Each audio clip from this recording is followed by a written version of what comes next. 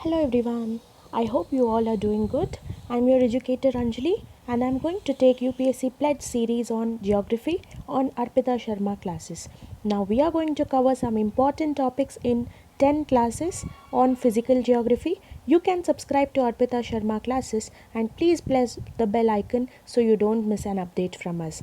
You can download the PDF of this lecture from our Telegram channel Simplifying UPSC with Ease. The link of the same is given in the description box below. Today's topic is thermal power plants in India. Thermal power plants is a very potential question in both your prelims and mains. In prelims, you might get a match the following type of question where on the left hand side you will be given the names of the thermal power plants or the states they are present in, and on the right hand side you have to match them with the states they are present in, or the names of these thermal plants may also be given to match them with the names of the states. So this is one type of question that can appear in prelims. In the mains, there is a current issue that is going on with respect to thermal power plants, which I will discuss in this lecture only.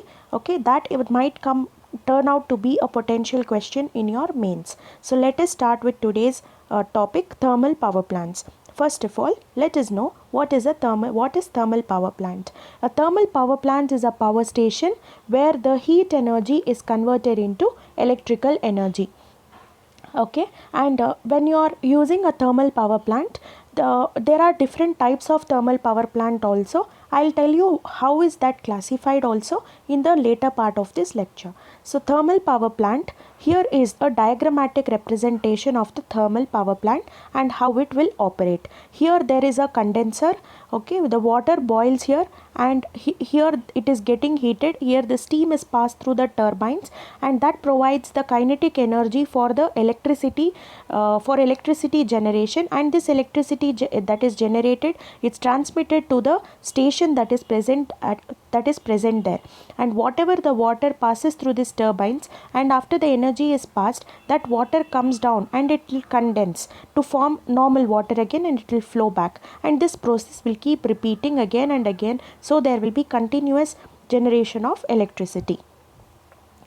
How does it produce electricity? That was the simple explanation that I have given you. I have in detail written down what is the procedure that is followed, so that you need not look at any other source when you are studying about the thermal power plants. See, in thermal power plants, the heat energy obtained from the combustion of solid fuel. Okay, this is mostly coal that you are using, and this is used to convert the water into steam. This steam is at very high temperature and high pressure. This steam is used to rotate the turbine blade. Like I told you, this is used to turn these blades in this turbine, and so that when it is turning, there will be energy that is generated and that is passed on to this electricity generation station. Okay, the turbine shaft is connected to the generator. The generator converts the electrical energy turbine impeller into kinetic energy into electrical energy. This is what is going to convert the kinetic energy into electrical energy. Okay, and then whatever the electricity is produced here is transmitted into the down station that is present, and from here it will be supplied to different transmission stations. Now, what are the advantages of this thermal power plant? Thermal power station is less initial cost as compared to hydroelectric power station. It requires lesser space as compared to hydroelectric power station. The fuel cost is less as compared to the hydroelectric power station. Okay, this just write down here that there is hydroelectric here. The cost of generation is also less when compared to the diesel power generation. Okay, these are all the advantages. It requires lesser space, because when you have to produce electricity from a hydroelectric power plant, there is a huge setup that is required, huge area is required, and also the initial cost of setting up that plant is also more when compared to thermal power plants. What are the disadvantages? The running cost of thermal power station is more as compared to the hydro power station. So the running cost is more, not the initial cost, the running cost. the whatever the maintenance that you have to do for the thermal power plants, it is huge usage of fresh water, otherwise boiler parts will be corroded. In hydroelectric power plants, there is a chance that you can use some part of saline water that has little salinity, but here you cannot use because you are using some sensitive materials that will get corroded because of this salt content. Because of this accumulation of salt, when it passes through these equipments, these systems will get corroded, so you cannot use them when there is when the water is having more salinity. It will pollute the atmosphere due to production of large amount of smokes and fumes. Then there is maintenance cost is also more for this thermal power plants. Skilled people are required for erecting and maintaining the power station. Land requirement is more for storage of ash and coal. The setting up that factory is you require lesser space, but you need some source, you need some raw materials for the thermal power plant, which is coal, and the remaining part is whatever is burnt, then you get the ash. To store all this you require more space, so it is not economically viable. There are different types of thermal power plants, and how do you classify them? It is based on the source, that is what are you burning to produce this heat. This is coal fired, then it will be gas, diesel or liquid fuel, geothermal, biomass and waste material. These many types of thermal power plants can be there, but usually they are called as thermal power plants only, and most of our thermal power plants are coal based thermal power plants only in India. And there was a question in the prelims recently about the thermal power plants. What is the what do you call, is our coal producing more ash content or lesser ash content? Question like this also can appear. This is a assignment for all of you. Please comment down what question was asked based on this. It was in a very recent paper. This is the clue I am giving you. Now, why I have taken the India map is, when you do something, when you mark something visually on the map, you will remember it better. So whenever you get something like places that is present, now thermal power plant are present in different states. When you mark them once on the map, that will stay in your memory for a longer time. So I suggest you always take a rough map, always take a always take a plain map and mark the states in them and start marking whatever is present. This is regarding not only the thermal power plants but also the national parks, the biosphere reserves, and whatever the lakes, the rivers or the mountains, whatever we talk about, you first take a map and start marking it. That will give you very nice memory when you try to recall it in the examination.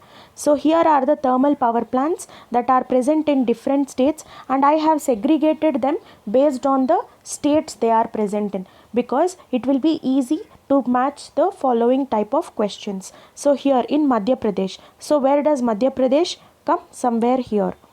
Okay, Madhya Pradesh, there are 1, 2, 3, 4, 5, 6 thermal power plants. It is Amarkantak, Sanjay Gandhi, Sant Singaji, Satpura, Singrauli, Vidyanchal.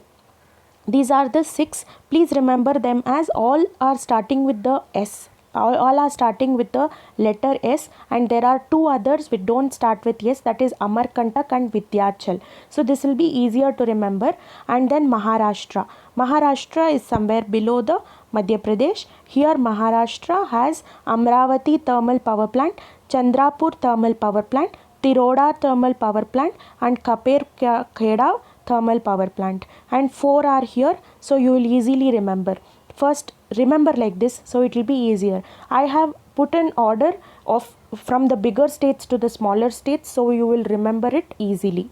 And then Uttar Pradesh. Uttar Pradesh will be here somewhere, and this Uttar Pradesh, Anpara thermal power plant, National Capital thermal power plant, Obra thermal power plant, Rihand thermal power plant, Rosa thermal power plant, Feroz Gandhi Unchahar thermal power plant, Dadri thermal power plant. Okay, there are 7 thermal power plants in Uttar Pradesh. Then Gujarat. Gujarat is here in the map. You know, or everybody knows where is Gujarat in the map. And here there is Mudra thermal power plant, Sikka thermal power plant, Ukhai thermal power plant, Vankobri thermal power plant, and Gandhinagar thermal power plant. Bihar, please keep marking them in the map. And there is Banroni thermal power plant. And Karnataka, there is Ballari thermal power plant, Jharkhand, Bokaro, and Patratu thermal power plant. Andhra Pradesh, Ramagundam, Simhadri. Karnataka again, there is Udupi thermal power plant. Assam, Namrup thermal power plant. Odisha, Hirakund, you know the Hirakund dam also, so it will be easier to remember. Hirakund captive thermal power plant, Jarsuguda thermal power plant, Talcher, Rajasthan, Chabra thermal power plant, Kota, and Kali Sindh. West Bengal, Durgapur and Farakka, and Chhattisgarh, Sipat, Bhilai, Korba. Tamil Nadu, Ennore, Mettur. Okay, this is the current issue that is going on with respect to the thermal power plants, because thermal power plants are, what is the fuel that you use? Mostly it is coal. So there is some problem with the burning of this coal and the location that they are present in. So this is raising some severe concerns. Let us see what it is. And this map is taken from the World Resources Institute. So this is a legible map and you can use this when you are writing your answers as well.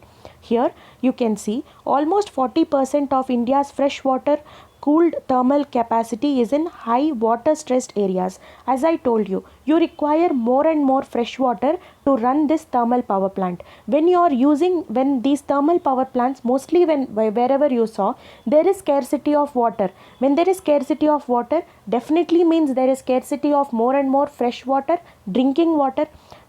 As especially you need drinking water only to drive these thermal power plants, and when you are using them out, and these areas will face scarcity of water, scarcity of drinking water will be faced by these areas. So this is one of the biggest concern that is there about the thermal power plants. And high water stressed plants have 21% lower capacity factor compared to those in the lower water stress areas. High water stressed area power plants, 21% lower capacity they are having. When there is no water or there is little water, definitely people who are running that thermal power plant, they will use lesser water. So the efficiency is also less. When it is not used to its full capacity, what will happen? Some of the resources wasted. So it is not viable for us to use these thermal power plants in the water scarce regions. And this is the current concern that is there in the news about the thermal power plants. It is important that India has only 4% of the world's renewable resources, but it has 18% population. So you can see the difference. We have only 4% resources, but we have 18% population, which means to say you have only 4 resources, but you have 18 people for those resources. You can see how there is not even 1:1 ratio. You will not even get 1%. It is less than 1%.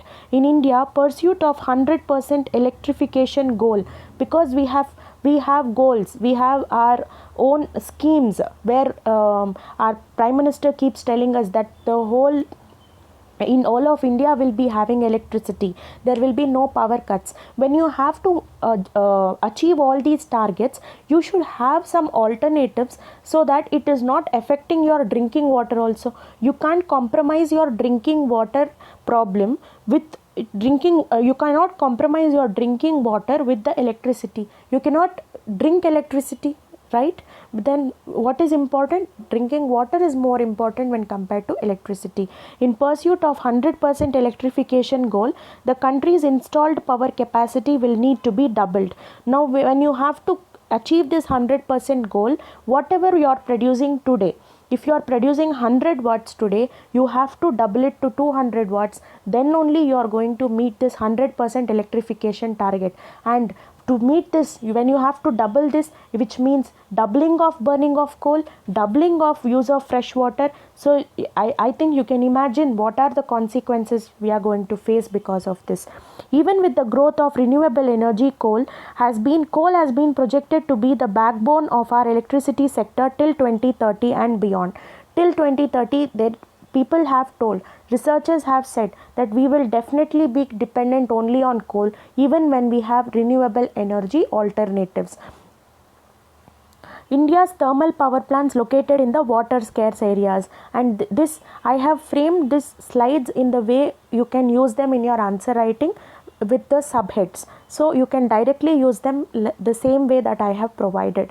Most of India's TPPs, that is thermal power plants, are located in the water stressed areas, and water shortages have led to electricity generation disruptions and significant revenue loss to the economy.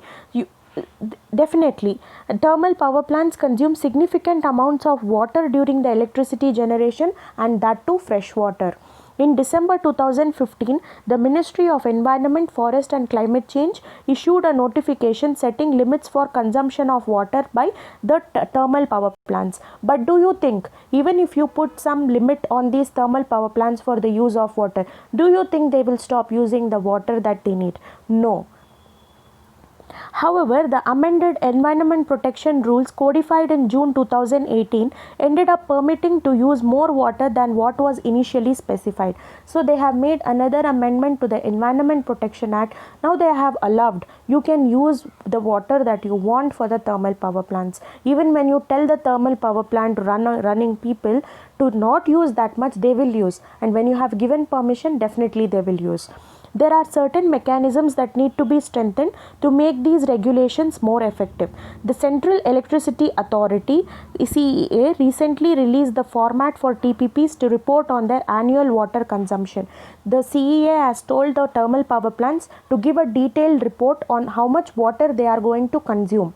Okay, this report has to be given, but there are backlogs also, that these thermal power plants are not giving sufficient data, they are not giving proper timely data also, so that we can analyze how much water they are using and how much water they have to stop using maybe in the future coming days. But this report itself is not being submitted, so this is another concern that is there in case of thermal power plants. The power plants were asked to specify both metered and unmetered usage, report on the source like river, canal or sea, and state the percentage of deviation from the water norms, along with the reasons and the corrective measures that will be undertaken. And this point is very crucial because it is telling the thermal power plants what they have to do and what all they have to give a report. From where are you using the water? The thermal power plant has to answer this, whether it is from a river or a canal or from where it is using, and how much it is using, and how much of this water that it is using, how much it is deviating from these rules. Okay, from these water rules, if they have told you have to use only 100 liters of water, if they are using 120, you are deviating by 20 liters. You have to give that information. And if that thermal power plant is using water from some source that is a potential drinking water source for people nearby, that information also should be given in the report. Only 51% of the thermal power plants meet the regulation, and we have seen there are so many thermal power plants, and 51%, almost it is just half of the thermal power plants are following these regulations, rules and regulations. And what about the other thermal power plants? Aren't they posing a serious threat to people? In recent RTI, activists obtained compliance status self-reported for thermal power plants or units from 12 states. About 51% of the plants were found to be in compliance with the regulations. Now, when they filed an RTI, because these thermal power plants were not giving out information even when they were told that they have to give, so it became necessary to file an RTI, that is right to information, to get the information about what is the sources of water, how much are they deviating, what are the precautions they have taken, and all this had to be known through an RTI. So when an RTI was filed, they came to know from the answer from these thermal power plants that only half of the thermal power plants were following these rules and regulations. Out of the total 156 plants or units for which they could obtain status, 66 claimed that they complied with the water consumption limits, while 30 admitted that they were non-compliant. 30, they themselves told that they are not following the rules. For another 46 plants, either data is not available or replies were ambiguous or the plants were closed. As other 14 plants were using seawater, they were exempted from the regulations, because seawater, even though the materials will get corroded, but you cannot compromise with the drinking water that is present for people. Fresh water is important. You can replace these equipments, but once the drinking water source is lost, it will become a very bigger challenge to provide drinking water to people. And these power plants, that were 14 power plants that were using these sea water, were exempted because they were using sea water. Steps taken by the thermal power plants to monitor the annual usage. What steps are they taking? These guidelines can be strengthened by including other relevant inputs, that not only asking them for their source, not only asking them for their how much they have deviated from the water norms. You can also ask them for, you can also include many other points that you can question the thermal power plants. First, thermal power plants should disclose the amount of water consumed by them in the previous years, how much water they have used in the previous years, so that the baseline for water consumption can be established and subsequent reductions in water consumption can be quantified. Only when you know how much you are using, only then you will know how much you will need and how much you can save from the future use. Secondly, these reporting requirements currently in the form of an Excel sheet on the CEA website must be added to the EP rules to accord the disclosure process greater transparency and account enforceability. Now, when the data is available for everybody, or it is on the public domain, and people who are running these thermal power plants will be very cautious. Okay, they will be conscious in using the resources, so they have to be put down into a public domain so that there will be more transparency. Thirdly, the TPP should also be required to submit verifiable evidence, for example water bills, to support and substantiate the disclosures. Without these, the self-reporting guidelines will remain weak. Now, a person can tell you that he has spent 100 rupees. If you have given a person 500 rupees, if you ask them how much they have spent, they will tell you 500 rupees I have spent. But how to keep them accountable? You ask them for the bill, from where, for what they have spent it. Only when you get that bill, people will become more accountable. On next time when they are using that money that you have given them, they will be cautious because you will be asking them for a bill. So that mechanism, those kind of mechanisms have to be included in the thermal power plants also. Finally, the data supplied by the thermal power plants should be placed in the public domain. This was what I told you, so that the parameters disclosed can be studied in the context of region-specific water shortages, outages in the plants, and future research and analysis in this field can be done by the people. Specifying penalties and framework required for strict regulation. Only when you know that when you are deviating from your norms, deviating from your rules, you will be punished. Only when you know you will be punished and you will be penalized, only then people will start following the rules more and more accurately, more and more with they will have that fear. So when the penalizing mechanism is stronger, you can hold these TPPs, that is the thermal power plants, more accountable. Some states gave no information. Most did not give the information of power plants at all. Out of the RTI applications filed with 15 states through RTI, did not get information for even one from these 3 states, that is from Bengal, Karnataka and Rajasthan. These have not even responded to the RTI applications. Most states did not give information about the TPPs in the states, leading us to wonder whether the states are actually monitoring the compliance by the plants or just passively collecting the information from whichever plant submits it and ignoring the others. Now, it is like somebody has given you a report, you are just taking that report, keeping it with you. That will not help. You have to analyze that report, and whoever has not given you that report, you have to put stricter rules on them. They have to be forced to give a report, and this is not being done by the states. This is what came to light when RTI was filed. Self-reporting, no independent verification. Now, because they are self-reporting and no independent verification is taking place, the TPPs are taking advantage, because they are telling them, you want to give the report, you give. If you don't want to give, don't give. That should not be the norm, because this is posing a serious threat to some serious problem, that is drinking water or the fresh water. So when this is a serious problem, the reporting mechanism should not be self-regulated. Okay, somebody has to sit on top of it, ask them for their reports. and only when it becomes an obligation on the thermal power plants to submit that report, they will start taking necessary steps so that they will contribute less to the problem, or they will either shut that thermal power plant down when it is not viable at all. If it is affecting people too much, then shutting down the thermal power plant will be a better option. Now, these are some of the rules that are included in the section 15 of the Environment Protection Act. You have a fine of 1 lakh rupees or 5-year imprisonment, or daily fines are also there on the thermal power plants if they do not follow the rules. However, the act does not stipulate specific penalties for specific offenses. That is, if you are using more water, what is the punishment? If you are polluting more using your coal burning, what is the punishment? This separate provisions are not mentioned in the EP Act. This is one of the drawbacks. Perhaps this is an area for review by the government, so that we have a more nuanced framework for enforcement and penalties. Further, the irrelevant officials in charge of enforcement across the ministry and the CEA should be identified, and their roles has to be clearly defined. Now, when you give people certain responsibility, when you tell them this is your work, specifically this is your work, that person will do it.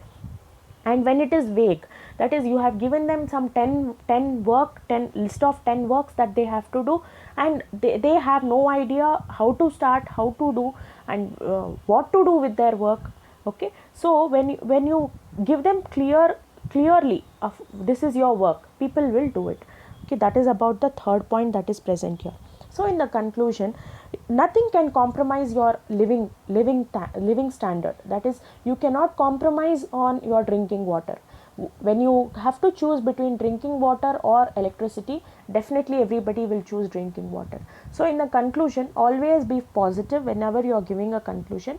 Even though electrification is going to be 100% electrification is a goal for us. Okay, achieving that at the cost of drinking water, denying drinking water to somebody else, is not correct. Okay, this is the way you will have to substantiate your statements when you are writing answer for mains. Always give a positive way forward, or always give a suggestion or some what you call if there is a report, you say on if there is a report by CEA, and CEA has told some steps that can be taken by the government, quote 1 or 2 in the conclusion. Okay, always make the conclusion positive. India will need to balance the needs for its growing economy with its heightened water stress. In addition to reducing the stress caused by TPPs, shifting to a more aggressive renewable energy pathway will help India achieve its global climate targets. So this is a positive one. You need not only depend on the thermal power plants when you have options like the renewable energy sources, wind energy, solar energy, etc. However, this will need further work, particularly to regulate water consumption by specific renewable energy technologies. So, the new ministry, new and renewable energy, has taken the first step by issuing the notice to the state governments on reducing water use by cleaning the solar power panels, and to explore new alternative mechanisms so that solar panels remain efficient. So, why I have put these statements as such? Because I don't want you to go in search of these answers elsewhere. When the explanation is in place, I want the content also to be in the same place. Stringent implementation of standards of judicial water use by TPPs, combined by the promotion of renewable energy and energy efficiency, will offer pathways for achieving these goals. So this is, I feel this was helpful to all of you. I'll come up with the second lecture tomorrow. See you all tomorrow. Thank you.